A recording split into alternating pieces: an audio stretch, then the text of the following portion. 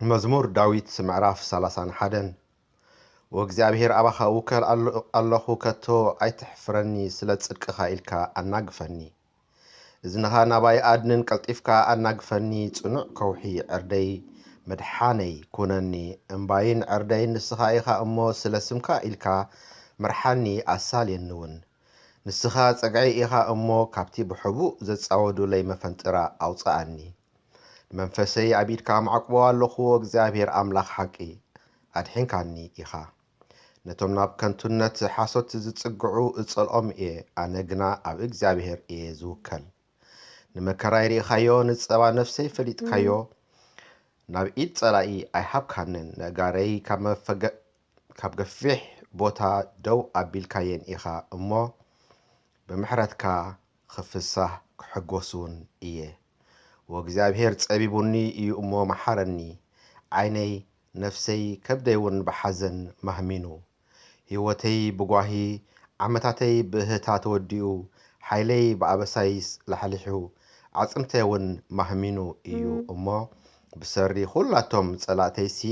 መጻረፊ ኮይነ ንጎረባብተይ ኣውራ መጻረፊ ንዝፈልጡኒ መፍርሂ ኮይነ እቶም ኣብ ኣደባባይ ዝርኡኒ خباي هدمو ألو كم موت كاب لبي ترسعي كم سبور أقحى خويني حميت بزحات سمعي ألخمو أب كل وغن سنباد ألو نقود آتي كمخرو أخلو نهيوتي كنت قوى تألالفو أنا قناو وغزيابهير أبخاو كلالخو أنس نسخا أملاخي إخابلكو غلطاتي أبئيدكا إين ካብ ኢድ ጸላእተይ ሰጎግተይን ኣናግፈኒ ንገጽካ ናብ ባርያኻ ኣብርሃዮ ብሳህልኻ ኣድሕነኒ ወእግዚአብሔር ናባኻ ተማህሊለ ኣለኹ እሞ ኣይተሕፍረኒ ረሲኣን ይሕፈሩ ኣብ ሲኦል ስቕ ይበሉ እተን ንጻድቕ ብትዕቢትን ንዕቀትን ደፊረን ዝዛረብኦ ሓሰውቲ ኸናፍርሲ ይተዓበሳ ደኣ ነቶም ዝፈሩኻ ዝዓቆርካሎም ነቶም ኣባኻ ዝምሕፀኑ ኣብ ቅድሚ ደቂ ሰብ ዘዳለኻዮ ለውሃትካ ክንደይ ዓብይ እዩ ካብ ውዲት ሰብ ብመሳርያ ገጽካ ትኽውሎም ካብ ክርክር መልሓስ ኣብ ድንኳንካ ትሓብኦም ኣብ ጽንዕቲ ከተማ ዘደንቕ ሳህሉ ኣርእኒ እዩ እሞ እግዚኣብሔር ይባረኽ ኣነስ ብስንባደይ ካብ ኣዒንትኻ ተሰጎጉ እየ በልኩ ናባኻ እንተ ኣእወኹ ግና ድምፂ ጸሎተይ ሰማዕካ ኣቱም ቅዱሳን ኩልኹም ንእግዚአብሔር ኣፍቅርዎ እግዚአብሔር ንእሙናት ይሕልዎም ንዕቡይ ከዓ ኣብዚሑ ይፈድዮ እዩ ኣቱም ብእግዚአብሔር ተስፋ ትገብሩ ሁሉኹም በርትዑ ልብኹምን ይጽናዕ መዝሙር ዳዊት معرف 32 أبساؤ اتحاد قلو حاتياتو التسورلو سب بصو إيو እግዚአብሔር بدلو زي تصبلو أب منفسون لغمي زي بلو سب بصو إيو سقيلة خلخو ملو معالتي بمقعري عصمتي زرقح بله ليتن معالتن إدكا خبرتني أمو كم بحرور حاجاي ماراي نقصه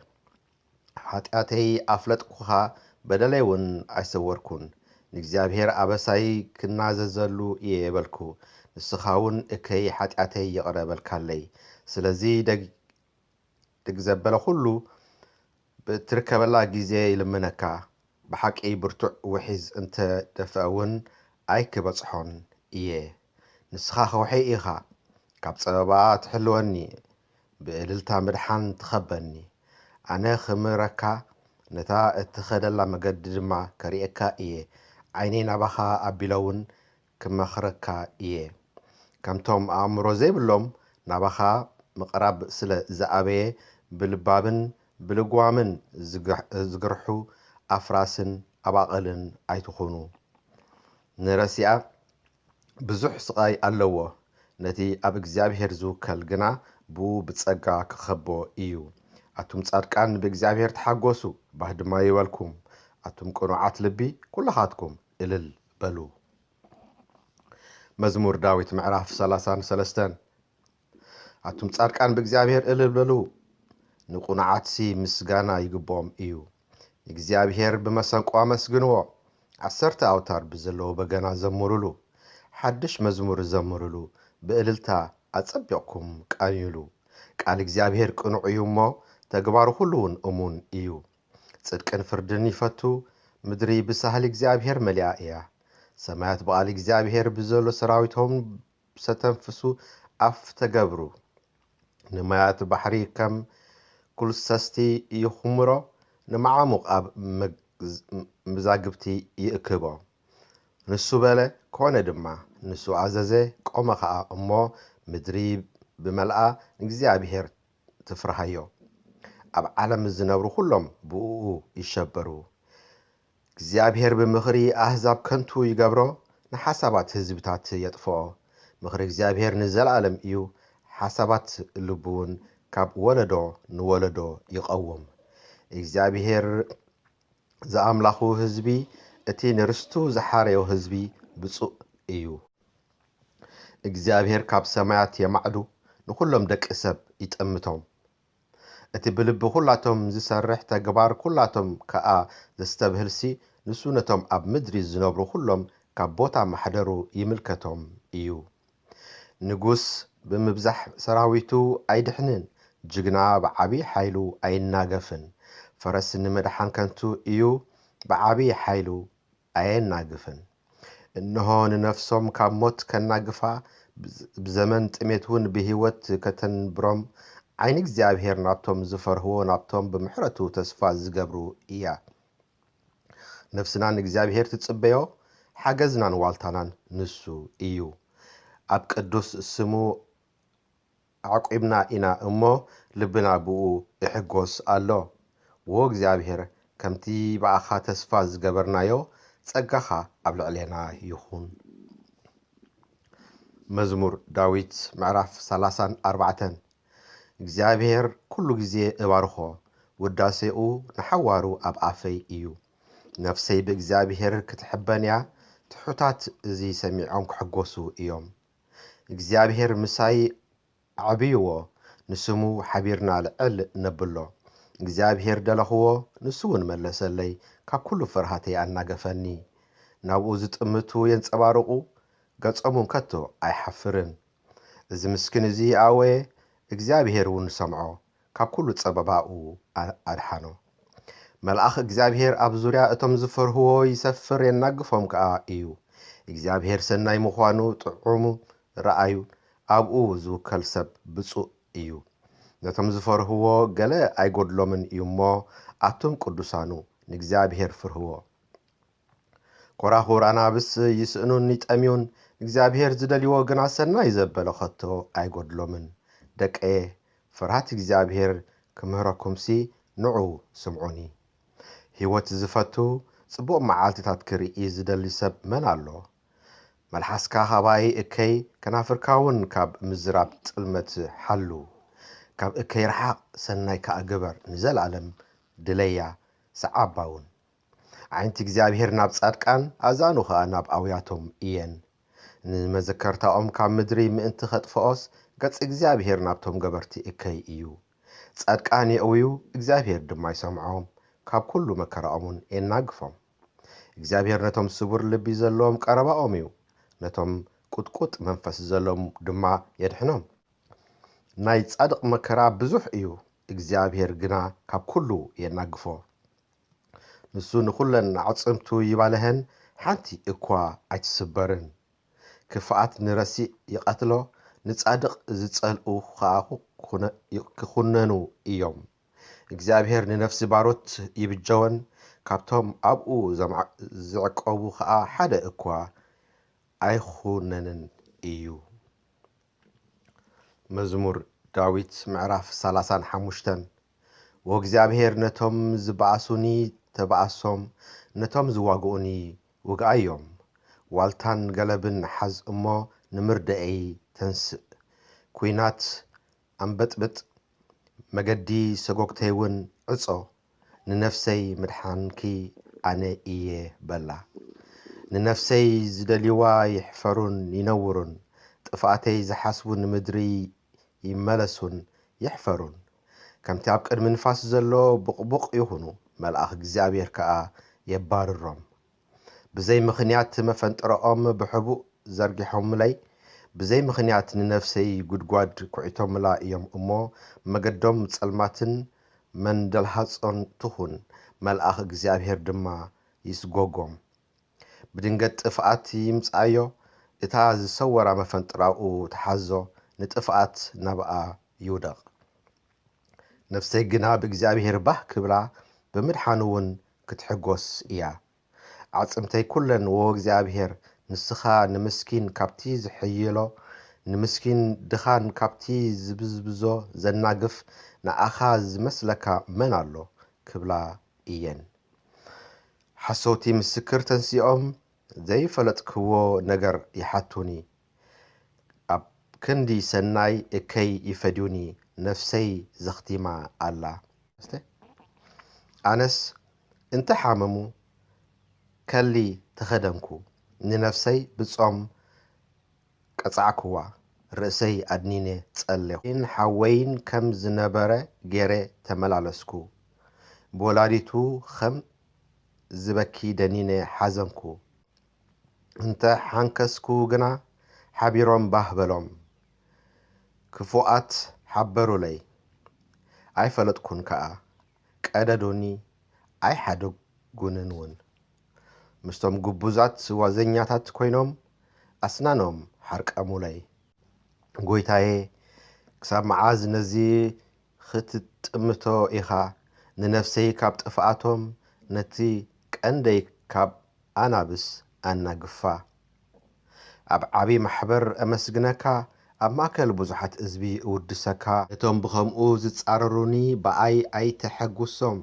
እቶም ብዘይ ምኽንያት ዝጸልኡኒ እውን ብዒንቶም ኣይጣቐሱለይ ሰላም ኣይዛረቡን እዮም እሞ ነቶም ርጉኣት እታ ሃገርሲ ጥልመት ይምህዘሎም ኣለዉ ሃፎም ናባይ ሃሃቢሎም እሰይ እሰይ ዓይንና ረኣየቶ ይብሉ ኣለዉ ወእግዚአብሔር رئيخا يوسق ايتبل قويتاي خاباي ايترحاق واملاخي قويتايون نمسلي نقاح ننقري دما تنس وغزابير املاخي كم صدقخا بين اللي باي دما اي تحقوسم بلبوم السي دليتنا خونا يبل وحاتنا يو ايبلو نتوم بتصقمي زحقوسو كلهم احبيركا احفرهم أنا والرمون اتوم زعبيو لي وردت نورن يلبسو اتوم نتصدق اي زفتو الل يبالون يتحقوسون خلو جزيون ناي بارياو السلام زفتو قويتا عبي ايو يبالو ملحسي دما تصدقخا ملوء معلتون مسغانخا كتنقر ايا مزمور داويت معراف 36 رسي بوشت لبو خفعتي زارب أبقدمي عين تفرهات እግዚአብሔር يلبون حتياتو خم زي ركبن زي تسلا انسي بعينتو نرأسو يتقبرا ايو امو قالات افو اكيت المتن ايو طبيب مخوانن سناي مقبارن حديقو امريك اسو خفعتي يفحس اب زي صبغتي مقدي يقوم نكي ايصيفون ايه وእግዚአብሔር ሳህልኻ ክሳዕ ሰማያት እምነትካውን ክሳዕ ደበናታት ይበጽሕ ጽድቅኻ ከማኽራን ኣምላኽ እዩ ፍርድታትካ ገፊሕ መዓሙቕ እዩ ጎይታዬ ንሰብን እንስሳን ትባልሆም ኢኻ ወኣምላኽ ሳህልኻ ክንደይ ክቡር እዩ ደቂ ሰብ ከዓ ኣብ ትሕቲ ጽላል ኣኽናፍካ ይጽግዑ ብስብሒ ቤትካ ይጸግቡ ካብ ዋሓዚ ባህታኻውን تستيوم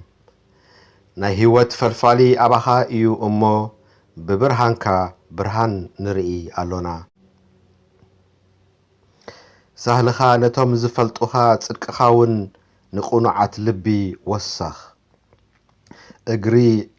عبوي أيمساني إدرسي أن أيتس غوغوني إنه اتوم قبرتي إكي أبقى ودقو ተፈገሙ ክትንስኡ ከዓ ኣይክእሉን እዮም። መዝሙር ዳዊት ምዕራፍ 37 ከም ሳዕሪ ቀልጢፎም ክዕጸዱ ከም ልምሉም ቆጽሊ ከዓ ክጽምልው እዮም እሞ በቶም ገበርቲ እከይ ኣይትኾሪ በቶም ዓመፅቲ እውን ኣይትቕናእ። ብእግዚአብሔር ተማዕቆብ ሰናይ ድማ ግበር ኣብታ ሃገር ተቐመጥ እምነት ከዓ ድለ። ብእግዚአብሔር እውን ተሓጎስ ልብኻ ዝደልዮ ንሱ ክበካዩ መገድኻ ንእግዚአብሔር ኣማዕቆቦ ኣብኡ ተወከል ንሱ እውን ከስልጠልካ እዩ። ንሱ ንጽድቅኻ ከም ብርሃን ንፍርድኻ እውን ከም ቀትሪ ከውፅኦ እዩ። ንእግዚአብሔር ሃዲእካ ተጸበዮ በቲ በመንገዱ ዝሰልጠሉ በቲ ሕሱም ሃቐና ዝፍጽም ሰብ ኣይትኾሪ። እኩያት ክጸንቱ እዮም ንእግዚአብሔር ዝጽበይዎ ግና ንምድሪ ክወርስዋ እዮም እሞ ኩራ ግደፍ ሓርቆት እውን ሕደግ ኣይተንጸርጽር እዝስ ናብ እከይ ጥራይ እዩ ዘብጽሕ። ቁሩብ ጸኒሑ እቲ ረሲእ የሎን ቦታኡ ክደልዮ ኢኻ ኣይክህሉን ድማ እዩ። ትሑታት ግና ንምድሪ ክወርስዋ እዮም ብብዝሒ ሰላም ከዓ ደስ ክብሎም እዩ። ረሲእ ንጻድቕ ይፍሕሰሉ ኣስናኑ እውን ይሕርቅመሉ። እግዚአብሔር ዕለቱ ከም እትመጽእ ርኢ እየ እሞ ይስሕቆ። ረሲኣንሲ ንጥቁዕን ድኻን ከውድቕዎ ነቶም ብቕኑዕ መገዲ ዝኸዱ ከዓ ክሓርድዎም ሰይፎም መሰቱ ቀስቶም እውን ገተሩ። ሰይፎም ናብ ልቦም እዩ ዝኣቱ ቀስቶም እውን ክስበር እዩ። ቀላጽም ረሲኣን ክስበር እዩ። ንጻድቃን ግና እግዚአብሔር ይድግፎም እዩ እሞ ካብ ሃብቲ ብዙሓት ረሲኣንሲ ሒደት ናይ ጻድቕ ይበልጽ። እግዚአብሔር ንመዓልታት ንጹሃት ይፈልጠን ርስቶም ከዓ ንዘለዓለም ክነብር እዩ። ብክፉእ ዘመን ኣይከሓፍሩን ብመዓልታት ጥሜት እውን ክጸግቡ እዮም። ረሲኣን ግና ክጠፍኡ እዮም ጸላእቲ እግዚአብሔር ድማ ከም ጌጽ ሸኻ እዮም ክበኑ እወ ከም ትኪ ክበኑ እዮም። እቶም ብሩኻት ንሃገር ክወርስዋ እቶም ንሱ ዝረግሞም ግና ክጸንቱ እዮም እሞ ረሲእ ይልቃሕ ኣይምልስን እውን። ጻድቕ ግና ርኅሩሕ እዩ እሞ ይህብ። ስጉምቲ ሰብ ብእግዚአብሔር ይጸንዕ መገዱ ከዓ ባህ የብሎ። እግዚአብሔር ብኢዱ ይድግፎ እዩ እሞ እንተ ተዓንቀፈ እኳ ፈጺሙ ኣይክወድቕን እዩ። ንእሽቶ ነበርኩ ኣሪገ ከዓ እኔኹ ግናኸ ጻድቕ ተሓዲጉንን ዘርኡ እንጌራ ክልምኑ ከቶ ኣይርኤኹን። ኩሉ መዓልቲ ርኅሩሕ እዩ እሞ የለቅሕ ዘርኡ እውን ብሩኽ እዩ። እግዚአብሔር ፍርዲ ይፈቱ ንቅዱሳኑ ከዓ ኣይሓድጎምን ንዘለዓለም ይሕለው። ዘርኢ ረሲኣን ግና ይጸንቱ እዮም እሞ ካብ እከይ ይርሓቕ ሰናይ ከዓ ግበር ንዘለዓለም እውን ክትነብር ኢኻ። ጻድቃን ሃገር ክወርስዋ ኣብኣ እውን ንዘለዓለም ክነብሩ እዮም። ኣፍ ጻድቕ ጥበብ ይዛረብ ልሳኑ ከዓ ፍርዲ ይነግር። ሕጊ ኣምላኽሁ ኣብ ልቡ እዩ ስጉምቱ ሰንከልከል ኣይክብልን እዩ። ረሲእ ንጻድቕ ይጸናተዎ ክቐትሎ እውን ይደሊ። እግዚአብሔር ኣብ ኢድ ኣይሓድጎን ክፈርድ ከለውን ኣይክኹንኖን እዩ። ንእግዚአብሔር ትጸበዮ መገዱ እውን ሓሉ ንሃገር ምእንቲ ክትወርሳ ልዕል ከብለካ እዩ። ረሲኣን ክጸንቱ ከለዉ ክትርኢ ኢኻ። ንረሲእ ከም ኣብ ቦታኡ ኣስፋሕፊሓ ዝለምለመት ኦም ብስልጣኑ ርኤኽዎ። ምልስ እንተበልኩ ግና ሰኣንክዎ ደልየኽዎ እሞ ኣይረኸብክዎን። ንፍጹም ሰብ ሲጠምቶ እዚ ሰብ እዚ ዳሕራዩ ሰላም እዩ እሞ ነዚ ቕኑዕ ረአዮ። በደልቲ ግና ኩላቶም ክጠፍኡ እዮም ረሲኣን እውን ዳሕራዮም ክቁረጽ እዩ። ምድሓን ጻድቃን ግና ካብ እግዚአብሔር እዩ ንሱ ብዘመን ጸገማ መኸወሊኦም እዩ። እግዚአብሔር ይረድኦም የናግፎምን ኣብኡ ተጸጊዖም እዮም እሞ ካብ ረሲኣን የናግፎም የድሕኖም እውን እዩ። መዝሙር ዳዊት ምዕራፍ 38 ወእግዚአብሔር ብኹራኻ ኣይትገስጸኒ ብነድርኻ ኣይትቕጽዓኒ። ፍላጻታትካ ወጊኤናኒ እየን እሞ ኢድካ ከቢዳትኒ ኣላ በደለይ ንርእሰይ ተዓዛዚርዋ ከም ከቢድ ጾር ኣዝዩ የኸብደኒ ኣሎ እሞ ብኹራኻ ንስጋይ ጥዕና የብሉን ብሰሪ ሓጢኣተይ ከዓ ዓጽምተይ ድሕነት ስኢኑ ኣሎ ብሰሪ ዕሽነተይ ኣቕሳለይ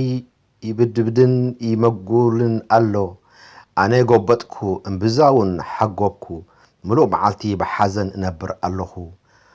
ጎነይ ረስኒ መሊኡ እዩ እሞ ስጋይሲ ጥዑይ የብሉን ኣነ ሰንሰንኩ እምብዛ ተንቀጥቀጥኩ ካብ ሓዘን ልበይ እተለዓለ እግዕር ኣለኹ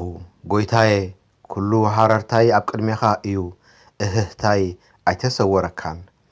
ልበይ ትርግ ይብል ሓይለይ ይጠልመኒ ኣሎ ብርሃን ዓይንተይ ጠፊኡኒ እዩ ፈተውተይን ኣዕሩኸይን ካብ ስቃየይ ይርሕቁ ኣዝማደይ ከዓ ኣብ ርሑቕ ደው ይብሉ ኣለዉ ንነፍሰይ ዝደልዩ ከዓ መጻወድያ የጻውዱለይ ጉድኣተይ ዝደልዩ ድማ ክፉእ ነገር ይዛረቡ ምሉእ መዓልቲ እውን ጥልመት ይሓስቡለይ ኣለዉ ኣነ ግና ከም ጸማም ኮይነ ኣይሰምዕን ኣፉ ከም ዘይክፈት ዓባስ እወ ከም ዘይሰምዕ ብኣፉ እውን ምላሽ ዘይብሉ ሰብኣይ ኮንኩ ወእግዚኣብሔር ብኣኻ ተስፋ እገብር ኣለኹ እሞ ጎይታይ ኣምላኸይ ንስኻ ክትመለስ ኢኻ እግረይ እንተ ኣንደልሃፀ ከይዕበዩለይ እሞ ብኣይ ከይሕገሱ በልኩ ኣነ ንምሕንካስ ቀሪበ እየ እሞ ስቃየይ ኩሉ ግዜ ኣብ ቅድመይ እዩ በደለይ እናዘዝ ኣለኹ እሞ ብሓጢኣተይ እጉሂ ኣለኹ ጸላተይ ግና ህያዋንን ሓያላትን እዮም ብዘይ ምኽንያት ዝጸልኡኒ ከዓ ብዙሓት እዮም ንሰናይ እስዕቦ ስለ ዘለኹ ድማ ኣብ ክንዲ ሰናይ እከይ እናፈደዩ ይቃወሙኒ ኣሎ ጎይታዬ ኣይትሕደገኒ ኣምላኸይ ካባይ ኣይትርሓቕ ጎይታዬ ምድሓነይ ንምርዳእይ ቀልጥፍ መዝሙር ዳዊት ምዕራፍ 39 ብመልሓሰይ ከይስሕት ንመገድታተይ ክጥንቀቐለን ረሲ ኣብ ቅድመይ ከሎ ንኣፈይ ብልጓም ክገትእ እየ በልኩ ስቕ ብምባለይ ዓባስ ኮንኩ ካብ ጽቡቕ እኳ ስቕ በልኩ ቃንዛይ ከዓ ገደደ ልበይ ኣብ ውሽጠይ ረሰነ ከስተንትን ከለኹ ሓቂ ተቓጸለ ብመልሓሰይ ከዓ ተዛረብኩ ወእግዚኣብሔር ኸመይ ዝበልኩ ሓላፊ ምዃነይ ምእንቲ ክፈልጥ መወዳእታየ ልክዕ መዓልታተይን ክንደይ ምዃኑ ኣዘክረኒ እንሆ ንመዓልታተይ ከም ምናሕ ስድሪ ገበርካየን ዕድመይ ኣብ ቅድሜኻስ ከም ምናምን እዩ ብሓቂ ኩሉ ሰብ ጸኒዑ እንተቆመ እኳ ከንቱ ጥራይ እዩ ብሓቂ ሰብ ከም ጽላሎት ይመላለስ እወ ንኸንቱ እዩ ዝህወኽ ይድልብ ንመንም ንምዃኑ እውን ኣይፈልጥን ሕጅኸ እንታይ እጽበ ኣለኹ ጎይታዬ ተስፋይ ብኣኻ እዩ ካብ ኩሉ ኣበሳይ ኣናግፈኒ መላገጽ ዓያሱ ኣይትግበረኒ ንስኻ ኢኻ እዚ ዝገበርካ እሞ ስቕ እብል ኣፈይ ኣይከፍትን ብመውቃዕቲ ኢድካ እጠፍእ ኣለኹ ንመዓትካ ኸባይ ኣርሕቆ ብበደሉ እናገሰጽካ ንሰብ እንተ ተቐጽዓካዮ ንኽብረቱ ከም ብልዒ ጌርካ ተጥፍኦ ብሓቂ ኩሉ ሰብ ከንቱ እዩ ኣብ ቅድሜኻ ጋሻ ከም ኩሎም ኣቦታተይ ስደተኛ እየ እሞ ወጎይታይ ጸሎተይ ስማዕ እዝንኻ ናብ ኣውያተይ ምለስ ብንብዓተይ ስቕ ኣይትበል ካብዚ ከይከድኩ ህልውናይ ከይጠፍአ ክቐስንሲ ሕደገኒ መዝሙር ዳዊት ምዕራፍ 40 ንእግዚኣብሔር ተዓጊሰ ተጸበኽዎ ንሱ እውን ናባይ ደኒኑ ኣውያተይ ሰምዐ ካብ ጉድጓድ ጥፍኣት ከዓ ካብቲ ረግረግ ጸብሪ ኣውፃኣኒ ኣጋረይ ከም ከውሒ ኣቑሙ ንስጉምታታይ ኣጽንዖ ሓድሽ መዝሙር ምስጋና ንኣምላኽና ኣብ ኣፈይ ኣንበረ ብዙሓት እዚ ሪኦም ክፈርሁ ናብ እግዚኣብሔር እውን ክውከሉ እዮም እቲ ንእግዚኣብሔር እምነቱኡ ዝገብሮ ናብቶም ዕቡያትን ናብ ሓሶት ዘግልሱን ዘየብል ሰብ ብፁእ እዩ ጎይታዬ ኣምላኸይ ተኣምራትካ ንኣና ዝሓሰብካዮ ሓሳባትን ብዙሕ እዩ ንኣኻ ዝመስል ከቶ የልቦን ክነግረሉን ክዛረበሉን እንተደለኹስ ምቁፃሩ ዘይከኣል ብዙሕ እዩ ንመስዋዕትን መባእን ባህጉ የብልካን ኣእዛነይ ከፈትካለይ መስዋዕቲ ምሕራርን መስዋዕቲ ሓጢኣትን ኣይትደልን ኢኻ ሽዑ እኔኹ መጻእኩ ኣብቲ ጥቕሉል መጽሓፍ ስለይ ተጽሒፉ ኣሎ ኣምላኻየ ፍቓድካ ንምግባር ባህጊ ኣሎኒ ሕግኻ እውን ኣብ ውሽጢ ልበይ እዩ በልኩ ጽድቅኻ ኣብታ ዓባይ ማሕበር ኣበሰርኩ እነሆ ከናፍረይ ኣይዓፀኹን ጎይታዬ ንስኻ ትፈልጥ ኣለኻ ንጽድቅኻ ኣብ ውሽጢ ልበይ ኣይሓባእክዎን እሙን ምዃንካ መድሓንካ ነገርኩ ሳህልኻን ሓቅኻን ነታ ዓባይ ማሕበር ኣይሓባእኩን ጎይታዬ ንስኻ ምሕረትካ ኣይትኽልኣኒ ሳህልኻን ሓቅኻን ኣዘውቲረን ይሓልዋኒ ቁፅሪ ዘይብሉ መከራ ኸቢቡኒ ምርኣይ ክሳዕ ዝስእን በደለይ ኣርኪቡኒ ካብ ፀጉሪ ርእሰይ በዚሑ እዩ እሞ ልበይ ጠሊሙኒ እኔኹ ወእግዚአብሔር ንምንጋፈይ ስመር ጎይታዬ ንምርደአይ ቀልጥፍ ነፍሰይ ከጥፍኣ ዝደልዋ ኩሎም ሓቢሮም ይሕፈሩን ይነውሩን እቶም ብመከራይ ዝሕጎሱ ንድሕሪት ይመለሱን ይሕፈሩን እቶም እሰይ እሰይ ዝብሉኒ ብሰሪ ነውሮም ይሰንብዱ ንኣኻ ዝደልዩ ኩሎም ይተሓጎሱ በኣኻው ባህ ይበሎም መድሓንካ ዘፍቅሩ ዘበሉ ከየብኮሩ እግዚኣብሔር ዓብይ እዩ ይበሉ ኣነስ ሽጉርን ምስኪንን እየ እግዚኣብሔር ግና ይሓልየለይ ኣሎ ረዳእየይን መናገፍየይን ንስኻ ኢኻ ኣምላኸየ ኣይትደንጉይ